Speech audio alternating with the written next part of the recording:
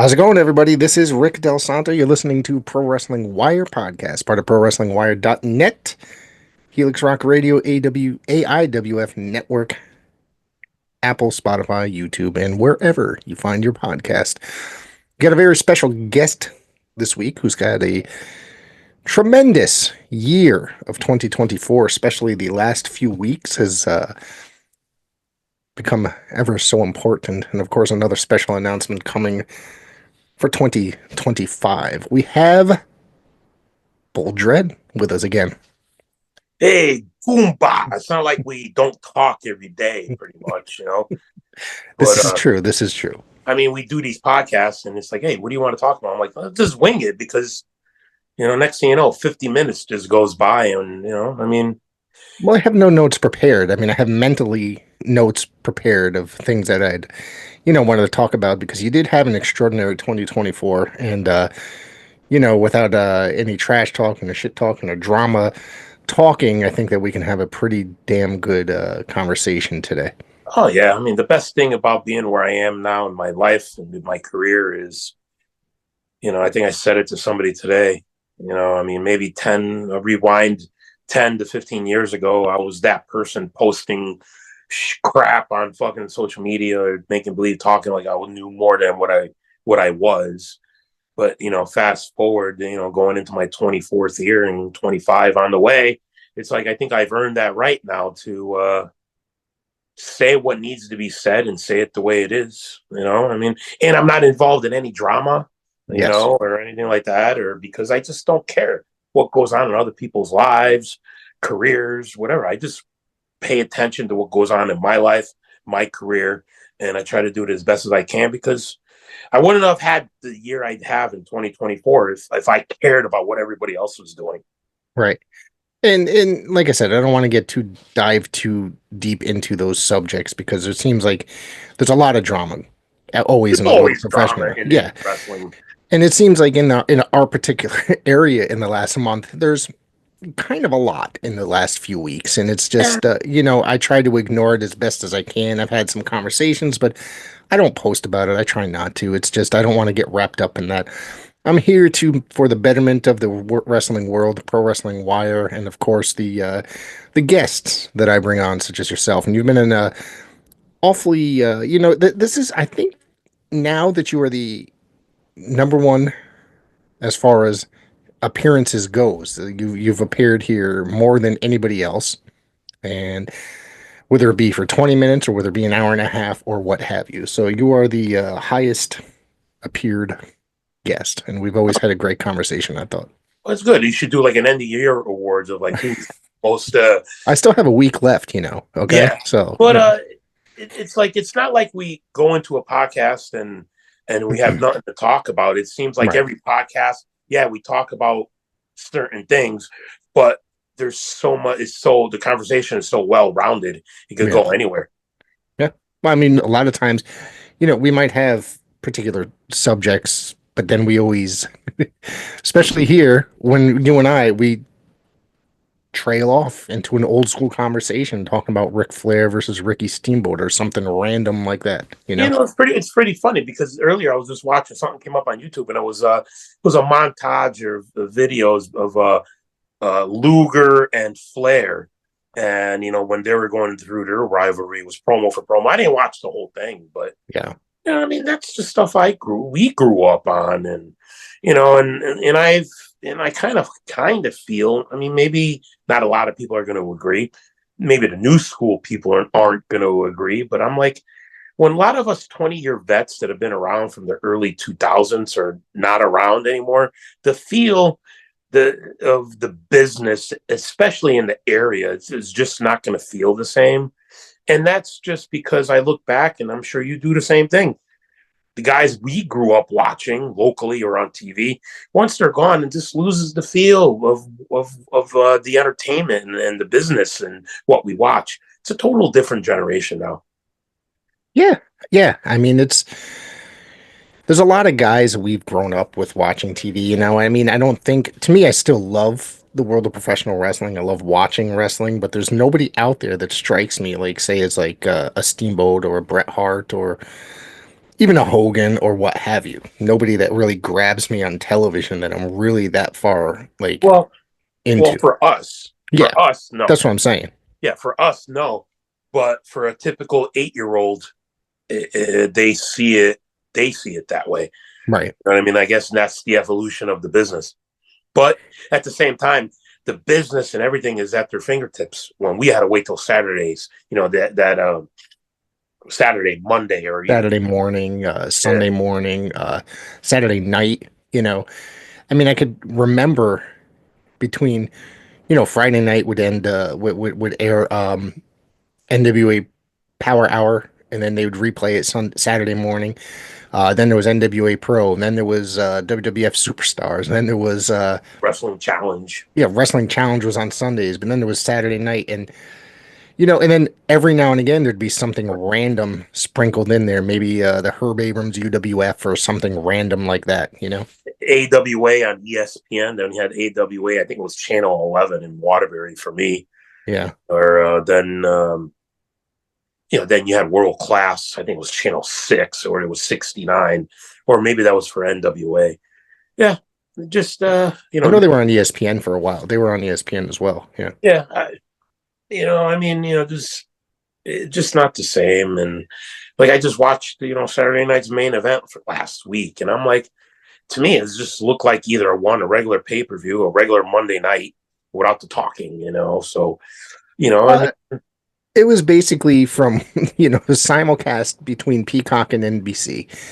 And the one thing with that is it felt like it was just a normal pay-per-view or PLE, whatever you want to call them these days.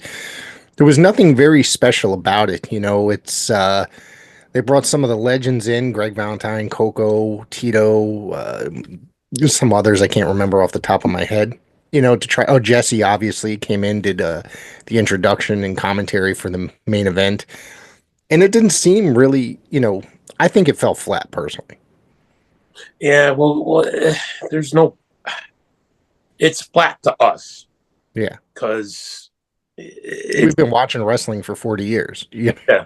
yeah. I mean, it's like listening to the same Judas Priest album over and over again. I mean, Hold on, hold on. Before you screaming for vengeance still gets me as if it's brand new. All right, well, so what I'm saying is, what's coming. yeah, You know what riff is coming next. yeah. Sometimes you'll replay a certain song. You don't like the next song too much, so you skip it. Yeah, I always thought as part of speaking of that, I always thought the Hellion, the introduction to that album, would be a fantastic wrestling entrance, but I don't think I've ever heard anybody use that. Yeah, I mean, a lot of things, like especially when I had to pick a song for Pure Vanguard, it had to be pure before 1995 or pre 1995, and I was like, "Well, is anybody using Sad but True?" And he was like, "I don't think so, but that'll work." Then the thoughts started coming out, like, "Oh shit, I could use this," because I always wanted to come out to a modern day cowboy from Tesla, like when I was, Right. in high school and going like, oh, this will be a good entrance song, certain things. And, I even had a thought of using Another Rainy Night from Queensryche as an entrance song. But this is before getting into the business. And I think I told you about having my first experience in the business where I went down to the Portuguese club and the show was run by, back then it was Nicholas Richards. He's the hippie freak, and that's where I met Roma Atlas. Credible.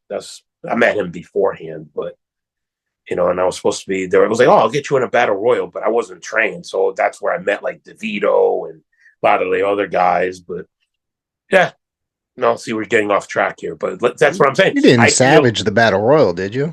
no, no, No. All but right. I tell people like, listen, your entrance song has it has a lot to do. It's very important. Has a lot to do with your build up and who your character is.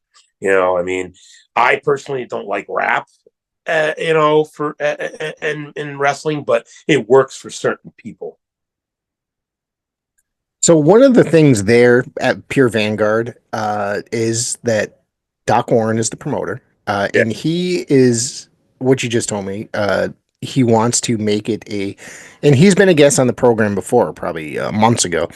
Uh, he wants to make it an old school catch as catch can influenced style professional wrestling, old school wrestling, AWA, world class, NWA, stuff like that. So I didn't know that he was trying to make it that old school, so by using a song prior to 1995, that was his request.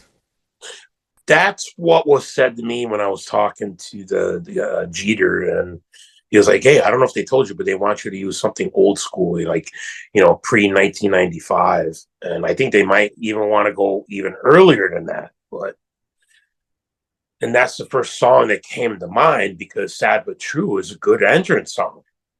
It's just heavy and it fits me. And you saw my evolution, especially at Pure Vanguard, where especially at the last show last weekend, you saw heel Dredd. When was the last time you saw heel Dredd? It's been a number of years, yeah. Yeah, and I was aggressive. I was relentless. That's where I'm most comfortable. That's what's more natural to me, but I work hard to stay in shape to be that, not because it's you know it's because I'm not worried about being blown up or anything like that, and it's just what comes more natural to me. It was more my element, and in order it to look real, it has to be real, and you're right there in front of the fans, so you have to. That's what that means, catch versus catch can. I mean, what you said. It has to look real, and that's old school. It's time to bring it back old school. There's a bunch of interesting matches on the show. This is my first Vanguard show. Now, did they run two or three shows that you're aware of? Was this That was the third. Wasn't okay? part of the first one. Okay. They brought me in for the second one, which was a good draw. I was in that three-way dance, and this was my second show. It was his third show, and I think this one was even bigger than the second one. It's only going to get better. Well, for everybody that's listening, we haven't spoken about this part yet, but of course, Pure Vanguard Wrestling is out of Bristol, Connecticut. It's a semi-newer promotion, as we just said, three shows. Ryan Frost fell to my guest here, Bull Dredd. What's that? 2 weeks ago now? Was it 2 weeks Last ago? last Last week? Yeah, last Saturday. Okay. And now Bull Dredd is the Break the Chains champion. And I know that going into this, I did not want to know any information whatsoever regarding this. I know that you said that you were bringing it, and what your plan of attack was. I did not want to know any kind of a result because I wanted to be able to pop if anything special happened. And it happened, and I remember you in one of our telephone conversations. I believe that you said that this was, if you won this belt, this would probably be the most important belt you've won. Yeah, it's so far. I mean, every title is important, no matter what. Right. At this point, I've always looked at a title as a prop. I mean, it's not what the title can do for me. It's what you bring to the title to make it prestigious, bring it up another level. And this means a lot to me because what it signifies and what I've learned about what it signifies. And it signifies, life's. It's like what I said in my post. I don't have a life or a past of mental illness or drug addiction or alcoholism or any of that in my family. But what I overcame and what we talk about is life. Over the circumstances of life, of depression, transformation, weight loss, financial debt, being rock bottom, and kind of confidence, insecurities, and it's been what feels like an overnight success. It's been a lifelong journey, but when I ventured off on my own, being divorced, separated to single, divorced, it's going on 13 years. So it's a 13-year battle that I have had to overcome, and I came into my own maybe a few years ago, but it's an everyday struggle. And regardless, it's always going to be there.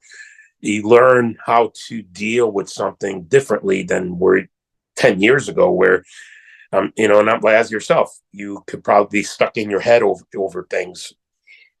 And I've helped you come over that. And for me, every day, if it's a stressful time and I try to remind myself it's going to be okay, at the end of the day, give yourself something to look forward to. And, the reality doesn't stop. It's how you deal with it, uh, and it's it's all mental, and like I'm sure at the end of the day you look back and like, what the hell was I worried about that for? You got through it, right? And that's what it's a daily struggle. It's a daily evolution. We evolve more every day, and that's what the title means to me. At 49, I'm going to be starting 24 years in a couple weeks, and obviously next month we're heading back to the Cadillac Ranch where it all started for me. Almost 24 years to this date, and to be in that building again, and it feels like it was yesterday, but yeah, at this point, it's probably the most important title because I've worked hard. I've worked hard to get to where I am. I wrestled more this year than I did last year, and I said the same thing last year about the year before. And I think it's about it's like what I said to you today. I think I'm going to try one more time for the PWI 500 because I think maybe I've qualified for that now, or I made some headway. Especially in New England and Connecticut, to be where I am. It seems like you have to be a champion or it's who but I think I'd like enough people would give me that support, just to make the list. I mean, not that it really means anything. It just, I guess, just to be what's the honored, you know what I mean, or recognized. That's the one.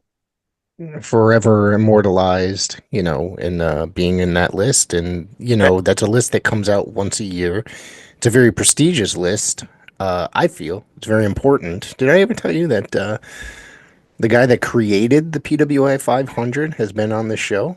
No, Yeah, it was Bob Smith. He was one of the editors for Pro Wrestling Illustrated in the late 80s into the 90s. I've now appeared on his show 3 times. He's appeared over here. He is slated to return for people that are listening, but that was all Bob Smith's idea. He's actually the very first commentator for ECW TV when they were on public access in Pennsylvania. So, see, these are things I don't know. You know what I yeah. mean? No, I just think that's a nice little random unknown fact, really. So, Yeah. and being the history nerd that I kind of am when it comes to professional wrestling, it's just kind of it's kind of cool to me. Well, that's But why that's why you called the prof, and I bought your shirt. yeah, well, yeah, you did. By the way, you should have been wearing that. But Mike has one of the shirts. Excuse me, Dredd has one of the shirts, the Yeah, I prof have it. shirts. But it's kind of cold, so Yeah, yeah. You could go and buy the new prof shirts on my store. There's a link in the link tree, so go for it. And you mentioned the Cadillac Ranch. It's where you got your start, but you're going to be returning there January 19th for Paradise Alley Pro Wrestling to be inducted into the Paradise Alley Pro Wrestling Hall of Fame. yeah, it's an honor. Uh, I mean, it was unexpected, but expected. You know what I mean? If you can understand, I mean, because I think I'm at that time of my career where it's like, okay, I've seen people get inducted into the New England Hall of Fame, that were not even in 20 years or just about 20 years, or and next thing you know, like I'm going to be in my 24th, and I'm like, why are some people not getting recognized here? But I don't want to bring up the negative, but and I thank Mario because I remember having a conversation with him. Said he wanted to do something for me, so I didn't know what it was, but it's an honor, and I can't wait to kind of see what the setup is and how it's going to happen. But I will be in the house that night. I mean, I'm not wrestling. That night is for a night for me, but not used to not wrestling. You know what I mean? It's a night to be it's a night to be honored and just sit back, relax, watch the action. You know what I mean? And I think that it's a blessing because you've been involved in the wrestling 24 years, going into your 24th.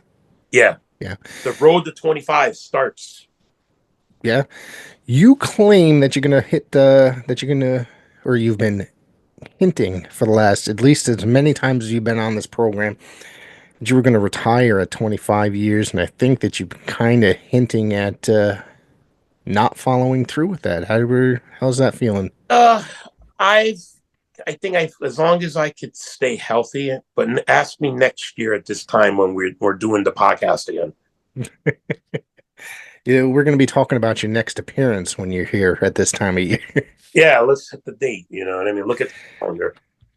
It's going to be a Monday night next year, December 22nd, 2025. So, just folks look forward to that podcast next year. Yeah, it's going to be hard. It's like I just had this conversation with Kurt Adonis. He was there from the beginning of my career, and he was like, "Dude, you're always going to be involved somehow." But he started questioning me, testing me of what else could I bring once I hit 25. I mean, he's been a real advocator for me, and he was like, "Dude, you don't need to wrestle 25 years to reach your goal. But once you have a goal, it's like you don't want to be steered away from it. I want to reach 25 as an active wrestler. After that, I guess we will see. I mean, maybe limited dates, but it all depends on how I feel and how healthy I can keep myself." Look at someone like Kurt, like you just mentioned him. Has done he's done a lot of things in the world of professional wrestling, and he is still involved somehow, somewhere behind the scenes. He's a man of a million hats. You know what Yeah. I mean? Would you find yourself like he does a lot of production? He still referees, he does ring announcing. And I think he does commentary for some places. Like I said, I know he's an event planner for some organizations. Would you find yourself? I don't think that you would do ring announcing or refereeing, and maybe as a special guest referee, but would you find yourself behind the scenes doing stuff? And I know that you just made your commentary debut recently, so would you find that maybe in your Well, future? if I were to referee, I'm going to be on the outside the whole time because I can't get up and down, so I'll just count from the outside. All right. Well, you just one, two, yeah, yeah. Yeah. Uh, one of the things I said to him is like, he asked me what could I see myself doing? I'm like, I could be a match agent, putting a match together because I think psychology is something that I'm not going to say I've mastered. I studied it. You know what I mean? And I think I got the proof of that. Uh, the why and the what not to do and how to build a talent, how to build up the next star, build a match, etc. You've seen this firsthand, especially when you were commentating me versus Mr. Z, and other matches. But commentary, I debuted, I offered, and I sat down with Joey G at CWF. The night that I won I was surprised with at the time it was CXW, but now the CWF hardcore champion, uh, another title, an achievement by the end of the year, being at the top of the fucking world. I had fun, and that's what it's about. And it's about, I think it's easier for me because I'm a character. So I was able to just kind of be me. I could be the smart ass, even though I was a face, but it was fun. And I think you listened to it, and me and Joey G, he was laughing. He was, "I fucking love you, man." You know, uh, I had to watch my language, but I think it's on YouTube or whatever. I just don't think it really matters. But let's just say if I were to do it for PAPW, I mean, yeah, I could handle, the words and stuff like that. And yeah, it was definitely fun. And I think you should do something one day and just have fun with it. But I got a funny feeling I'm going to make you laugh and make you lose character. That's happened to me a couple times. You can ask Tommy Saban about that. Well, I could say it here because we were commentating at a Coliseum event, and Brian Frost went to go jump over the ropes into the ring, and his knee got caught, and I think I lost it, and and I only made it worse for Tommy. So, and Uh, we had to mute ourselves, and you can definitely tell watching that match back. There's a lot of silence in there because we were both trying to compose ourselves and get ourselves back into the match. But uh, yeah, it's there's stuff like that, you know what I mean? But it's there's plenty of times I've had to look away from the camera or pull away from the microphone because something that somebody said, whether it be Joey G or what, made me laugh. yeah, I guess we do a lot of that. Even when we rewatch matches or even behind the curtain, where can't believe you just saw that and a lot of the trash that you could probably see out there. People that call themselves workers and are not, and you know, only wrestling where people claim that they've done this and come from this and have no proof of it. And I don't know. Seems like it never goes. It's never going to end. I mean, it was like that when I first started. People, I guess like wrestling, maybe even the music industry, where people can put in the less amount of work than call themselves either a musician or and a wrestler. You know, Seems to be going around a lot lately. From what you just said. A couple people been pretty much called out for uh, not doing the work and calling themselves professional wrestler and claiming certain guys as their trainers. And certain someone claimed multiple guys, and I saw on social media today that each one debunked that story. yeah. See, I don't. It's hard because one, I don't know enough of the person, and I met the guy a couple of years ago, and he knew me, but I get a lot of that where people know who I am, but I don't know who they are, and especially if they haven't been around or this area, and I was like, all right, who are you? But regardless, I still treat people with respect, and as long as they treat me with respect, that's it's fine. I don't It's that care. old school Italian. Yeah, Yeah, and but people will eventually. There's a lesson that I learned is don't throw dirt on anybody because they will eventually bury themselves, right. and that's what happened. And next thing you know, he got called out. I was like, all right, now he said it, so I'm like, whatever. And Jason Knight, my trainer, who's come back around, and um, you He's don't not the only one that denied it. There's a couple other guys that denied it too. Jason Rumble. see. I don't know, and and somehow people like to insert themselves, and believe me, we know a lot of people, and I've met a lot of Yeah. people. I've seen this 1,000 times. It's never going to end. Uh, People will hang around with people that are in the business. The next thing you know, they claim to be in the business, and You're right. or they start running shows. They start doing this. The next thing you know, they think they have an opinion and this, that, whatever. I mean, and it's never going to end, no matter what. I'm not like pinpointing people or anything like that. It's happened, and it's going to continue to happen. Uh, but again, I mean, the magic happens training, and putting in that work, paying your dues, and don't talk like a fucking veteran if you don't have anything to prove of what you've done, especially if a veteran of the area don't know who the fuck you are. I mean, I tried researching this, and there's literally no YouTube footage of this said person. So I tried YouTubing it, and nothing comes up other than some other guy that's not him.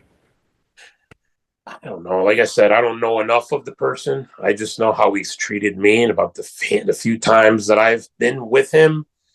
Uh, that I see potential. Like I think he has a voice where it could be a A very good manager. annoying voice, Yeah. like an arrogant, manager or something behind the scenes on the mic, commentating, etc.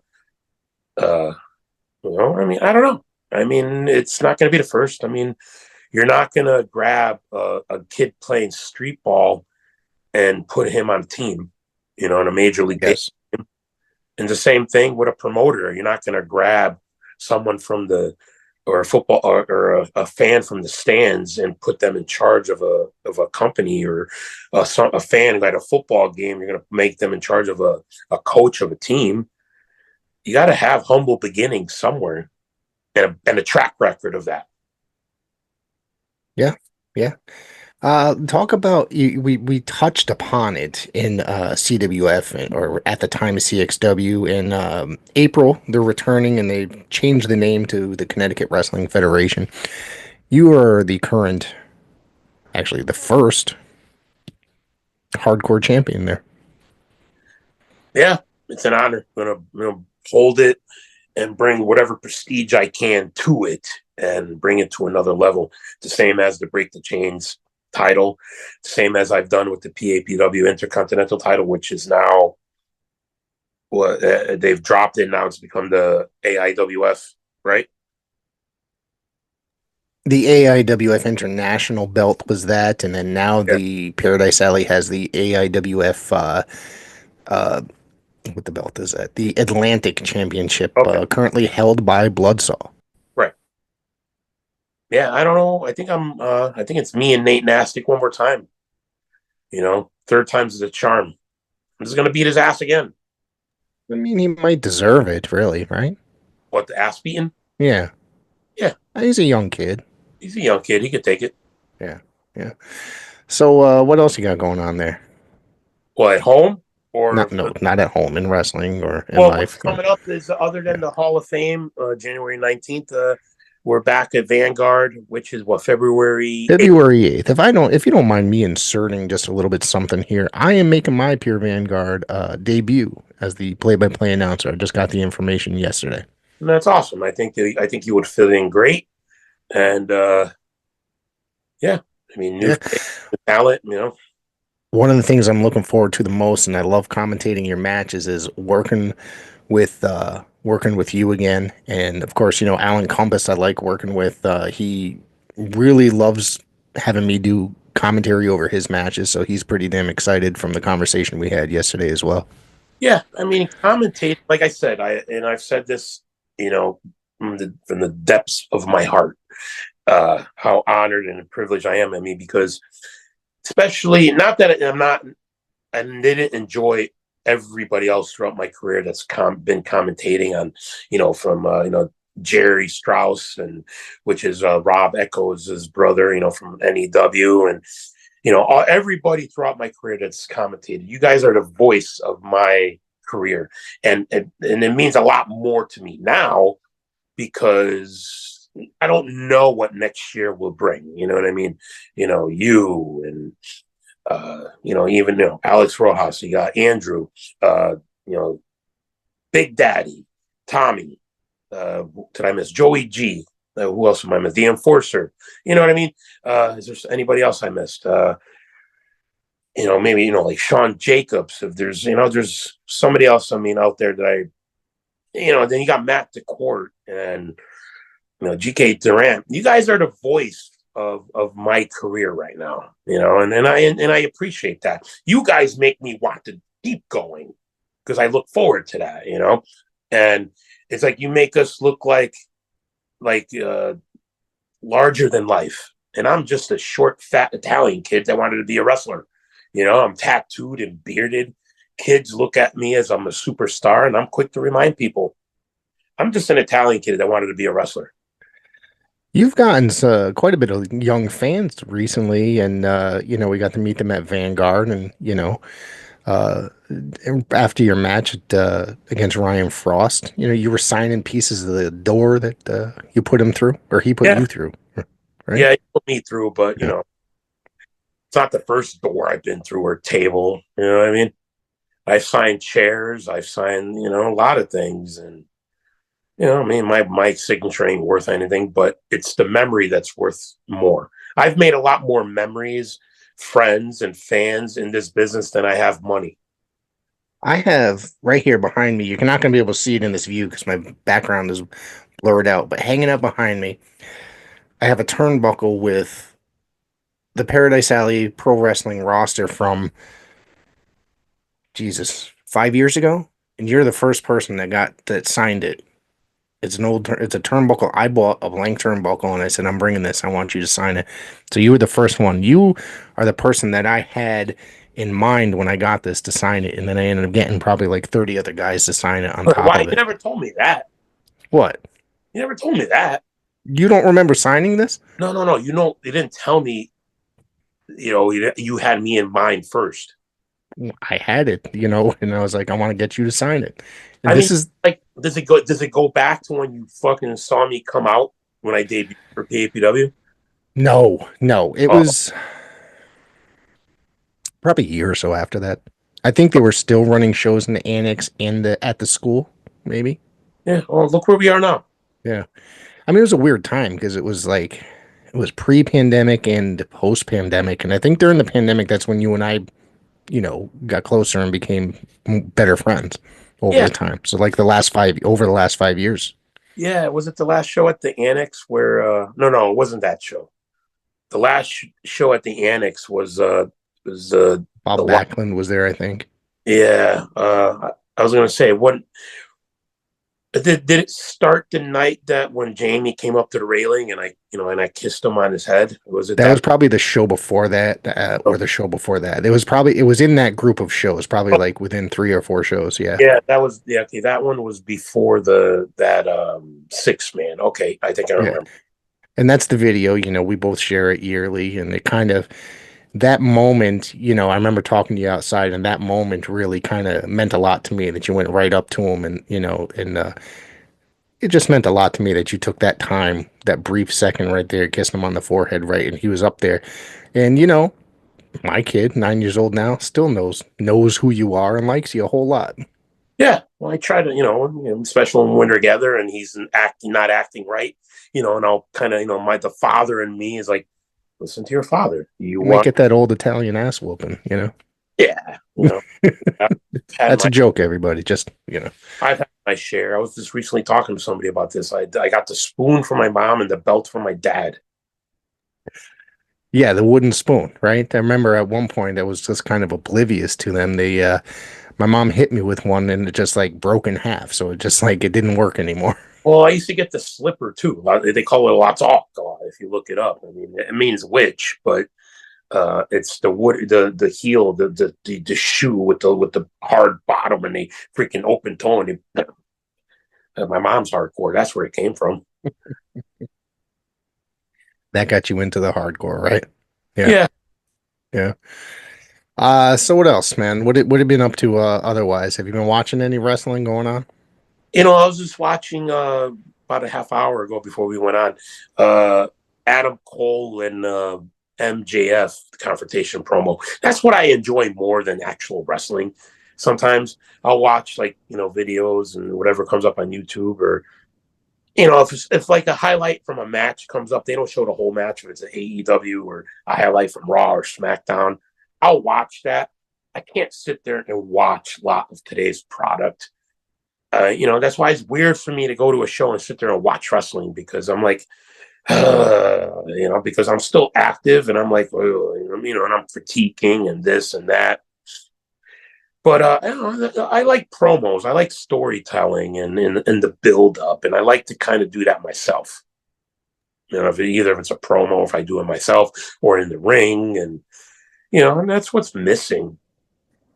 Yeah, I mean, a lot of the storytelling, especially in AEW, I think that it's missing. There's not a lot going on over there. But then again, I mean, I attempt to watch the product every so often, and even when I'm home on Wednesdays, it's Wednesday evenings, I don't. It's not something that I'm like, hey, I got to be done in time to sit and watch AEW. You know what I mean? It's just Friday nights on SmackDown. That's another thing, But pay-per-views, that's another thing. But regular weekly TV, it's a completely different thing than it was than when we were a kid. Like I had to be there on Saturday mornings, 10 a.m. to watch Superstars. Well, how do you feel about Raw coming on to Netflix now? Because I'll be home for that. I'll be It's able to watch that. it's game changing, I think, Yeah. honestly, because not only is, Raw or WWE has a history of changing the game as far as professional wrestling and television as a whole, and live sports, live wrestling. Netflix kind of changed the game when they went to streaming and no more DVDs. You know what I mean? When they started the streaming thing. So it's two of the game changers coming together to put this show together. And the show's being built up like it's a super show, like a big main event, like kind of like a PLE or something to that effect. There's a lot of big matches, and I'm looking forward to it, and I'm looking forward to checking it out. Uh, I think that I'm interested in the Punk and Rollins match. I think that's going to be those are to me. Rollins is like one of the top performers today. Punk is kind of legendary, and granted, he's a little bit older, a little bit slower, but he still has, I feel, a lot of quality left in him. Kind of feels like me right now, right? Where I feel like people are trying to get the rub from me now. You know what I mean? You know what I mean? Like, not to bring this up, make this about me, but it Punk has that nostalgia and still has that power draw. You know what I mean? It's more, but that's what WWE is, the entertainment. They're trying to, what's going to draw. And that's what they're doing. And I feel, I hope it's more, if they're trying to do edgier stuff, maybe wind it back to the Attitude Era. We will see. I mean, I think that you've seen the changes where people are actually becoming an authentic of who they are. You Yeah. know, I just said it to you, and I said it to one of the other commentators. Is if you're trying to be something that you're not going to be authentic. I mean, not going to be able to be creative. What do you think So of the WWE product today as a whole? Do you think it's improved under Hunter? it's improved. It's not a lot. The talking is still there, but there's a lot more buildup. There's a lot more fighting. It reminds me of the old like world class and the old school type way of booking, where there's not The like studio, the NWA studio shows maybe when they yeah, brawl like crazy. what AEW does, where there's like 30 factions. Yeah, I don't get that. Yeah, yeah. You know what I mean? And then we're talking about Ring of Honor. To me, it's just Ring of Honor is AEW light. That's all it Well, is. it sucks that I was talking about Harry Davila from Blood, Sweat, and Tears yesterday or the day before on the phone, and it was one of those things where we discussed like I watched what's the show Final Battle the other night, the Ring of Honor show, and it's like I can't watch the Ring of Honor television show, and he stated it's like it has no heart to it, and I'm like it's yeah, that's true. Like the old Ring of Honor television or their events, they were like they had something. It was like watching Japanese footage from like the 80s, like a bunch of junior heavyweights from the 80s or something like that, like Dynamite Kid and Tiger Mask, but like a full show of it, something to that effect. There was no like that super heavyweight that would come in and annihilate everybody like a Stan Hansen or anything like that. But it's just AEW light. It's become Ring of Honor has gotten watered down and dwindled down ever since Tony Khan purchased it. It's basically become it's the NXT to AEW Dynamite and Collision. You know what I mean? It's like it's become the developmental brand. It's lost all its importance that it once had, the Ring of Honor name. Yeah, I mean it's the same and equivalent of how ECW was, and then WWE tried bringing it back. They're doing their version of it, but It was it's garbage. Yeah. not the same. I mean, we've been to an AEW event. They have a few Ring of Honor matches for TV. Here comes the AEW show. Then they have 3 or 4 more matches for Ring of Honor TV after, and the crowd leaves after that, but nobody fucking cares. The crowds are dead as well. Like nobody's cheering. That's Yeah, the other thing that drives me nuts. Like watching wrestling, and it's like a bunch of people sitting on their hands. I'll never be able to talk or understand or defend of what goes on at that level. You know, I could certainly say that I wouldn't be able to do this for a living. Maybe now, maybe because if things have changed, but I don't know. I mean, my circumstances were different, in my career, and would I've wanted a shot, of course, but priorities are first. Yeah. I mean, But you're older, your kids are older now, and but you're older and working. So would your body be able to handle traveling and stuff like that? yeah, I mean, I can't even handle a 2-hour drive in a car because my knees fucking hurt. But Yeah. I can't even sit in a chair for 20 minutes, and I need somebody to help me up. I mean, you just witnessed Mikey hit me up. You know what I mean? Yeah. And Yeah, you recently had a knee issue, uh, having a hard time getting up in the ring and stuff like that because your knee was bothering you like immensely. it almost felt like my knee got locked because I was sitting in a certain position for 4 hours. 2 hours back Right. and forth, and another hour back and forth the next day. And ever since then, kind of felt like I lost mobility, so I had to kind of stretch it back. But I did feel it last week a little bit, Hmm. at the last show. But being over the last three, maybe 5 years now, being a face, being a baby face, and it's hard to be a heel, anywhere I go.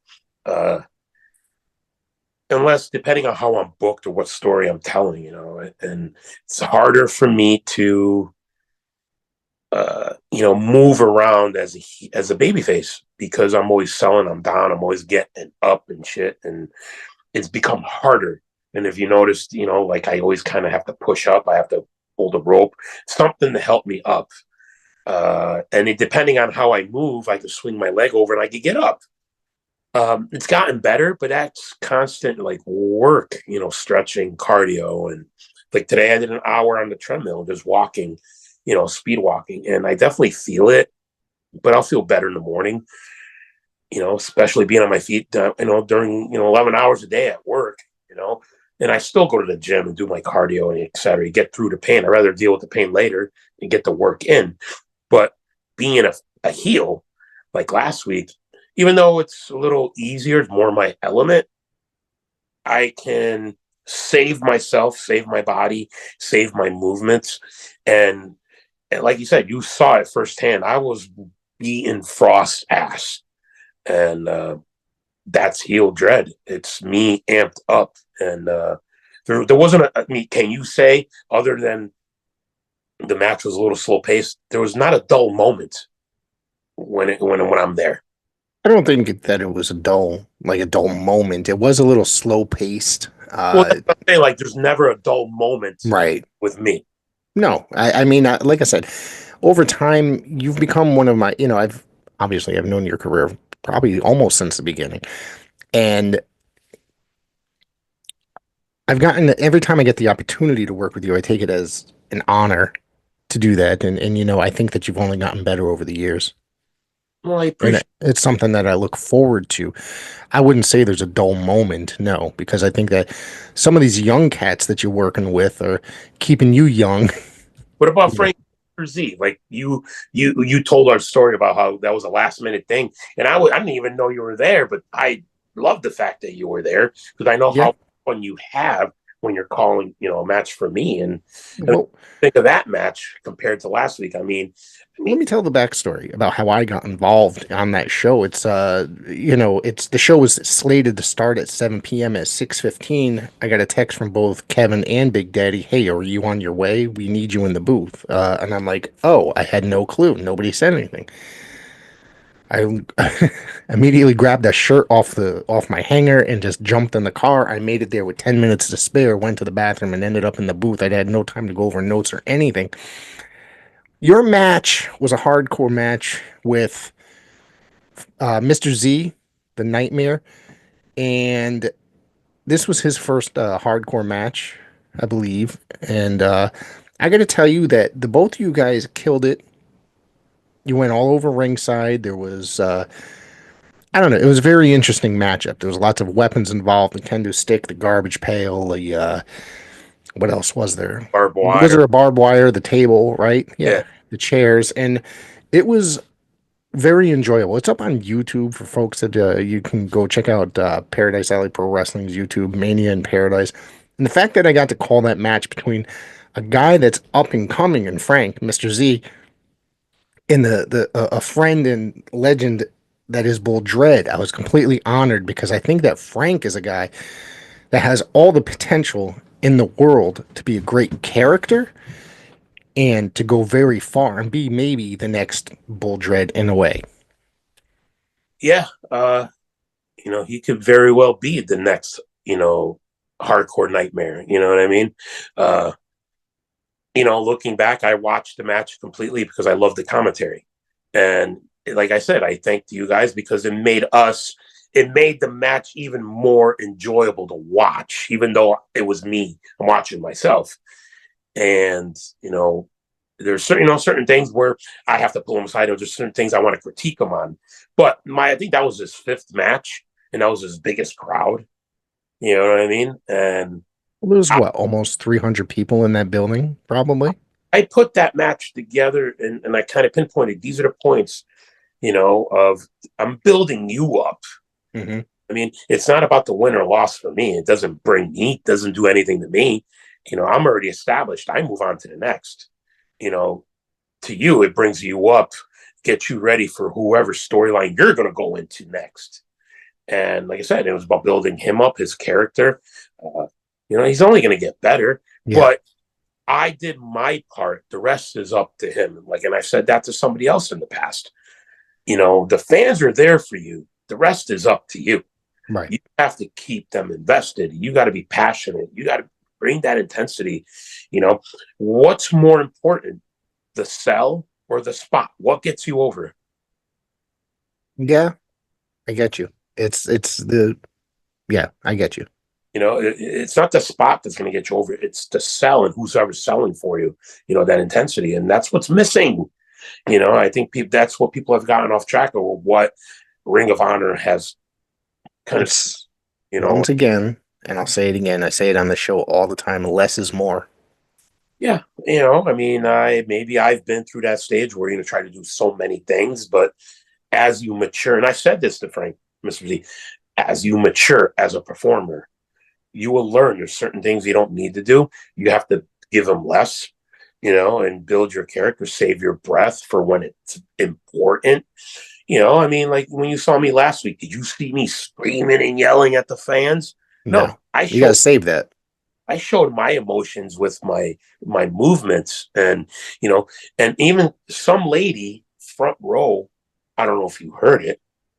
I'm at a comfortable stage in my life and career where how hard I work to be where I am, where I could take my shirt off and see where I was, where I am, and be. It's a confidence, especially when I'm out there performing because I'm not thinking about that. I'm not thinking about how I look. I'm thinking about getting the performance down and my character.